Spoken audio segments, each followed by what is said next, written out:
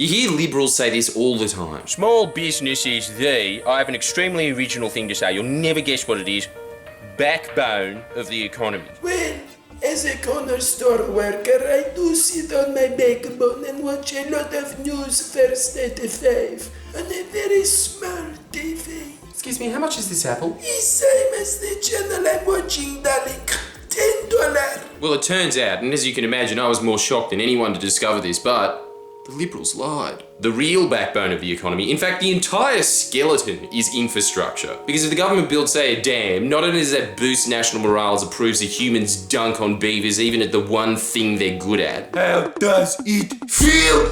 But it also creates, cue shot of Bill Shorten in a visor, jobs. And not just the immediate construction and maintenance jobs either. All employment, including small business, is how a corner store is supposed to sell to their key demographic of 6-year-olds who are willing to sell their left nut for a $1 bill if there's no electricity to keep them frozen. Might retort that, but I'm trying to figure out how Joe Hildenbrand is even remotely proud of his existence. So I'm not saying small business owners aren't heroes too. Someone definitely has to figure that out. But what expands our economy and saves us from recessions like the global financial crisis is publicly funded infrastructure. Did those words on the screen keep your attention? Infrastructure is really what creates jobs and growth. Every time the lights go on across Sydney, former Labor Prime Minister Ben Chifley looks down on us like he's Mufasa, chuckling.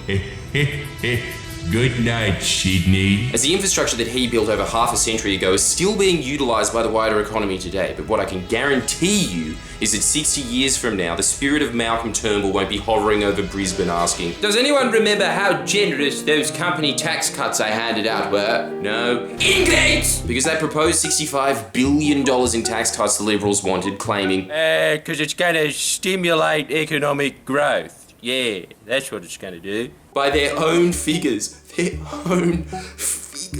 will create 1% growth over 40 years. Give me the $65 billion. I'll get Pink to tour here a couple more times a year. The journalists at Mamma Mia will shit themselves to death with joy, and that'd create 2% growth in cleaning jobs alone. Public spending in education, healthcare, infrastructure, all areas the Liberals cut massive amounts of money from to pay for those tax cuts, is generating 1% of economic growth every single year, meaning even teachers yelling, Who threw that pencil? Matt? why do you assume it was me, miss? Is 20 times better at generating growth than the Liberals. Yet the biggest hero of all, spending on infrastructure as soon as the Liberals gained office, chucked to Homer Simpson, fell off a cliff. $36.7 billion under the previous Labor government, $20.5 billion under the Liberals. That is an 80% drop in the thing that keeps our economy afloat. Just like when there's a warehouse clearance advertising 80% off everything, that is utter madness! And the infrastructure the Liberals are investing in, I have the same view of it as I have when I watch Ellen. It sucks. The previous Labor government was spending more than any government since Federation on rail, as it has the capacity to transport 10 times as many people in a shorter amount of time as a highway. It cuts carbon emissions. Every train that launches takes 1,000 cars off the road. And to give you some scope on just how expensive some of these highways are, Donald Trump was willing to shut down the US government for $7 billion. WestConnex, based out of Newtown, bit of a shorter distance than the width of Mexico, $16 billion. It's one of the most expensive infrastructure projects on Earth. And they may as well have spent the money on a golden monument to a lizard in a zoo enclosure because it doesn't do anything. WestConnex is deemed by traffic experts to do nothing but smudge traffic around a little. And when it's built, Sydney will be the most tolled city on Earth.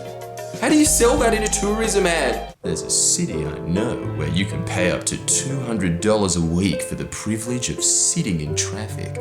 Come on, dickhead, go! Sydney, get away from the hustle and bustle. And the Liberals, knowing all of this, decided... Okay, so there seems to be a lot of cons on the board for WestConnex. Any pros? Well, there's only one bladish. It's that our donor Transurban wants a bill. Well, it looks like the pros outweigh the cons then. Because guess who gets that $200 a week from the poorest citizens in Sydney? The government? No, that would make too much sense. Transurban. The Liberals deliberately congested traffic in a city that already makes you think, is this traffic any better than Bangkok? So people have to pay Transurban for the all-inspiring privilege of going billions of dollars a year for a road they already spent $16 billion on building. God, If I was a multinational company, I'd be donating to the Liberals too. That is service with a smile. And for anyone who complains, this video is very Sydney-centric. Don't worry, we haven't forgotten about you. Who could ever forget Ton Curry? That's just a case study. The Liberals are doing basically the same thing in every major city at the expense of the previous Labor government's rail budget, which they halved, and as such, Infrastructure Australia just released a report saying that that will cost the Australian economy by 2031 $500 billion every decade. The Liberals don't have a plan for building a better Australia. They have a plan for building a less humid Bangkok. Except instead of cab drivers saying, No meter, okay? No, I'd like the meter, please. Okay, no meter. it's Uber drivers always listening to Nova. And if you ask them to change the station, they say, No, if you want to listen to Smooth FM, catch a cab. But anyway, speaking of Bangkok, bang that like button. Please share and comment below. Comment. That's the reason sometimes I'm feeling under. That's the reason sometimes I'm feeling down. There's no wonder sometimes I'm feeling under. Gotta keep my faith alive till love is found. People dying, children hurting, living and crying. When you practice what you preach, won't you tell me all that she